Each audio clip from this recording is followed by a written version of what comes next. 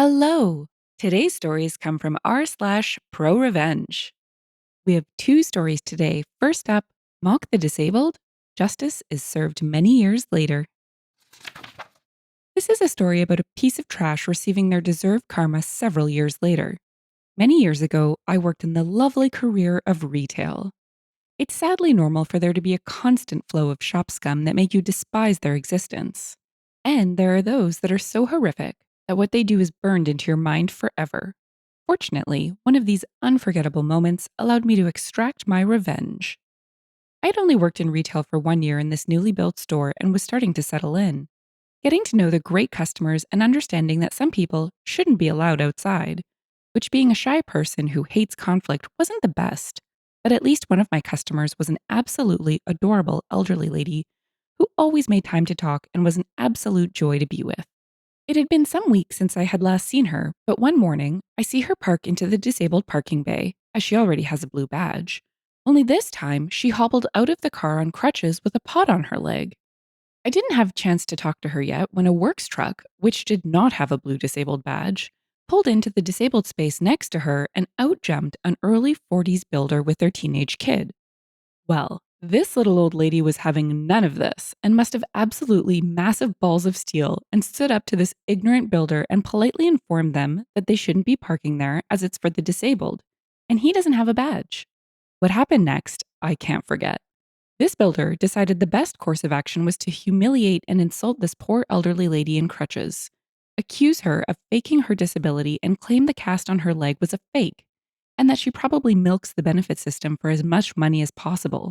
Then walks off, putting on an overdramatic fake limp, laughing away with their teenage kid whilst the old lady stood there, in shock. Sadly, being one who lacks courage, I did absolutely nothing about it, and that would stick with me forever. I tried feebly to ask a manager later to do something about it, but they didn't care or want to get involved. For years, I worked in the store, always seeing this scum builder come in and out. Fortunately, I never interacted with this scum builder, but I saw them often, and every time I did, I would always remember what they had done vividly. I would still see them park in the disabled bays, and even got to the point where I would recognize them by the large blue Mercedes they drove. 7 years later, I was still working in this store, and this scum was still parking in disabled and looking like an absolute butthole.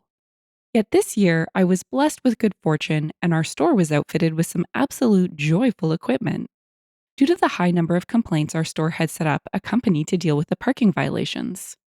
But instead of having external parties coming in and ticketing cars, the staff of the store were given the ticketing machine, and it was our duty to go to the car park and record any cars that violated the parking rules. This was brilliant. As soon as I found out, I knew what I was going to do. It didn't take long for me to learn how to use the machine, and it certainly didn't take long for the opportunity to get revenge, and so it began. There were 3 rules for parking, and if you break these rules, there is a lovely £80 fine in return each time it happened. The first rule: no parking in disabled without a badge. And I know well that the scum builder is certainly violating this rule, and it wasn't long until I saw him next, and as soon as he entered the store, I quickly scurried out with the ticketing machine, and lo and behold, there was the oversized blue Mercedes in the closest disabled bay with no badge. I smashed them car details in with some well shot photos and sent the report off so that they would receive a lovely letter of their fine they would ask to pay. That's not enough though, but fortunately it takes weeks for them to finally receive the ticket, which grants me the opportunity to constantly ticket their parking violations. Because as you would expect, the scum would always park in disabled, and as I worked at the front of the store, I would always know when they had parked. After ticketing their car dozens of times, the scum unfortunately learned their lesson, as their oversized blue Mercedes no longer appeared in disabled parking bays. But as you expect, the scum would still be scum, and they would find their new parking space inside child parking.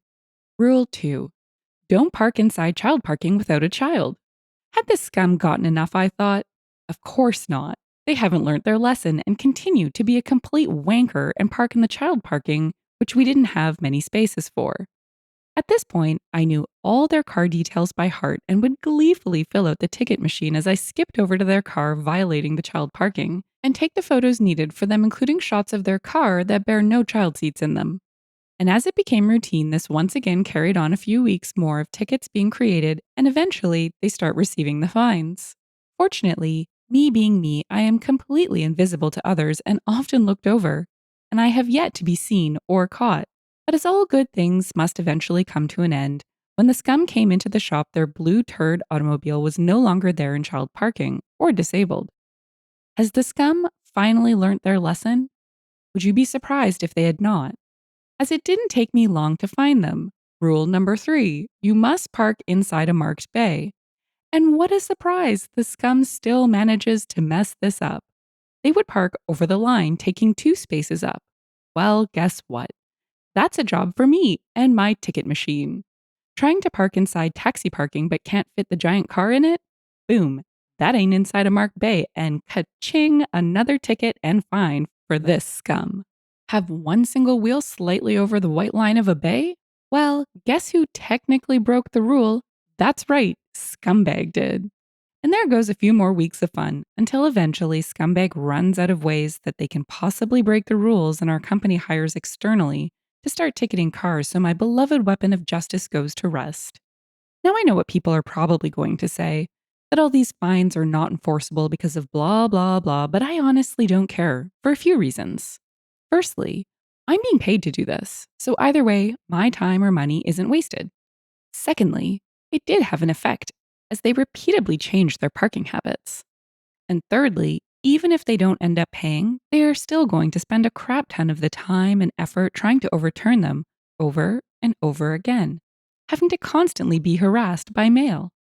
Overall, if all the fines are counted separate and added up, they would have received thousands of pounds worth of fines building up over time for being scum. Cherry on the top, about 3 years later, I walk by this piece of scum on the car park and watch as they scream at some innocent dude in a high vis jacket, accusing them for being the one giving them all the parking fines. Which put me at peace knowing this must have seriously got to them and cost them to still be raving mad after 3 years. Oh my gosh, this is so fantastic. I really hate when people use others as emotional punching bags. It especially pains me when watching frontline staff biting their tongue because they fear for their job. I love that OP, having described themselves as shy and quiet, found a way to really stick it to this guy. Now, let's check out the comments for a debate over tickets in private parking lots.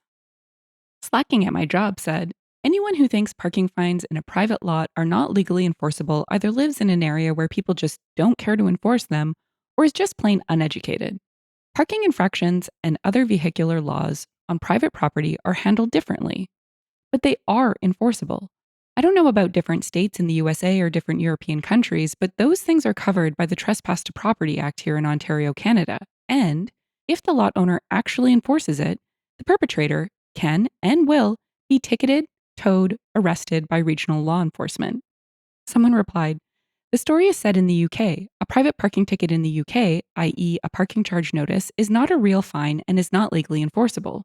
A penalty charge notice from the local authorities is legally enforceable. Technically, the car park owner could take you to court for contractual violation because you parked on their property without following the terms of the contract, but the parking charge notice itself is not a fine. One letter said, I was waiting for the car to be towed and compacted at a junkyard. I'm very disappointed. OP replied, it's the UK. Car towing is not very common, and I quite enjoy the constant stream of fine in the mail as opposed to a one-off tow. I like my revenge slow and spread out. And now for our second story, don't mess with an engineer. I work for a company that provides specialized equipment used in manufacturing. To protect my anonymity, I'll have to be vague about what exactly this machine does. During my time working in this field, I got to know many clients who would need these machines installed and serviced. One of these customers we'll call Jake. I later left the company for a different job, but Jake apparently kept my number. One afternoon, I got a call from Jake that they wanted a new unit installed and another unit needed maintenance and wanted to know if I was available. I let him know that I left the company, but that I could pass him on to someone who could help. He tells me he'll pay 2 times my current rate to install the unit over the weekend. He lets me know that the company has increased the rates for installation and the company just can't afford it. The instructions they sent over just aren't clear enough, and their engineers are scratching their heads trying to figure it out. He begs me to consider it, and I agree. For more context, Installing this unit can take a good few hours or up to a day on your own. The company gives you two options. You can either pay for an engineer to come and install it, or you can save money and they will send instructions so the customer's own engineers can install it. The instructions aren't easy to follow, and it's company policy that if someone has started to install the equipment, the supplier wouldn't get involved since they couldn't verify that any of the pieces were broken. This will be important later. I drive down on the weekend and they show me the boxes of equipment. I set to work and I make good progress installing the unit. Around 6 hours in, and I'm stopped by Jake, who greets me. I let him know I'm nearly finished, and he tells me, "Sorry, but they just don't have the budget to pay you." He understands my frustration, but his engineers can take it from here. To say I was frustrated was an understatement. I wanted revenge. There's a small button inside the unit that changes the unit into test mode. This is done to perform maintenance on the unit, but it's impossible to configure the unit with this button pressed. It's only possible to reach this button using a pin, so it's not easily pressed during installation. Because of this, the installation instructions don't mention it. There's no real way of telling the equipment is in test mode. It just won't work normally. I think you can guess where this is going. I click the button, collect my things, and leave. Monday morning, I get a call from Jake. I declined. I knew my old company wouldn't get involved since I already started installing the unit. I knew his engineers would never figure it out. I just had to let him stew. A few days later, with many missed calls, I finally pick up. Jake is furious. He asks me where the heck I've been and why I haven't been picking up the phone. He tells me they can't figure it out, how to configure the machine, and they need my help. I tell him, "Why is this my problem? You won't pay me." He told me he was sorry, and they would work something out if I could get there as soon as possible. I told him, "Oh no, you're going to pay me £7,000 up front before I do anything." I'd never felt this powerful before. He screamed at me for a bit and hung up. He called back a day later after saying he's sorry for how he acted and said that if I could come fix it, he would pay me, in a totally defeated tone. He tried to fight it, saying he'll pay me when I was done, but I was having none of it. After a bit of back and forth, he agrees to pay me. The money hit my account and I came in the next day. The look of confusion over his face when I took out a pin and changed the unit from test mode was priceless. It was even more priceless seeing his reaction to me packing up my tools and leaving after only 20 minutes of configuring. Easiest £7,000 I'd ever made. Don't try to mess with a professional problem solver. The audacity of someone to refuse to pay someone else for over 6 hours of work is mind-boggling to me. I think OP's revenge was spot on. He didn't destroy or damage anything. He simply used his intimate knowledge of the equipment as leverage to get what he was owed. Don't go anywhere. As you might expect, there were some pretty personal short stories in the comments. Someone had this to share. Did something similar. Was promised a certain amount of pay at a very cheap rate to help rewire a swapped engine and the accompanying ECU. By the end of day 2, the guy who enlisted my help was going on and on about how many unforeseen expenses he'd run into lately. And I could tell he was fishing for a discount.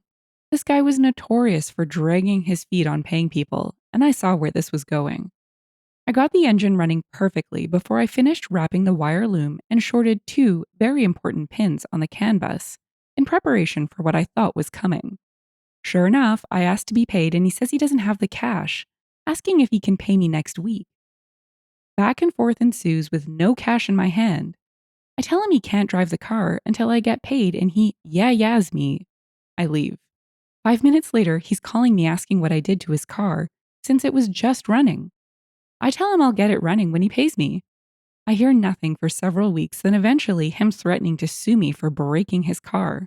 He tells me he paid to have the car towed to the dealership, and after a $120 diagnostic fee, they claimed the ECU was dead, and it would be thousands to replace. I just said, "Pay me what you promised, and I'll have it running." He did, and I did. The look on his face was priceless when I popped the dash panel and had it running in less than 5 minutes. Then he had the audacity to insist I reimburse him for the tow and diagnostic fee. Eternally Lost shared their story. I remember a builder decided not to pay his crews on a house he was building. At first, the foreman of each crew put a lien on the house, about 8 guys. Then, each and every worker put a lien on the house, about 70 guys. So when the buyer found out there were nearly 80 liens on the house, he backed out of the purchase. Then, the builder had to track down every one of them before he could sell the house. Problem being, a lot of those guys who didn't get paid moved on to other crews, other professions, even other states. It was years before the builder could clear all the liens before he could sell the house. And he had to pay taxes on it the whole time. If you've enjoyed the story and would like to hear more, consider liking, subscribing, and leaving a comment. Thanks, and bye for now.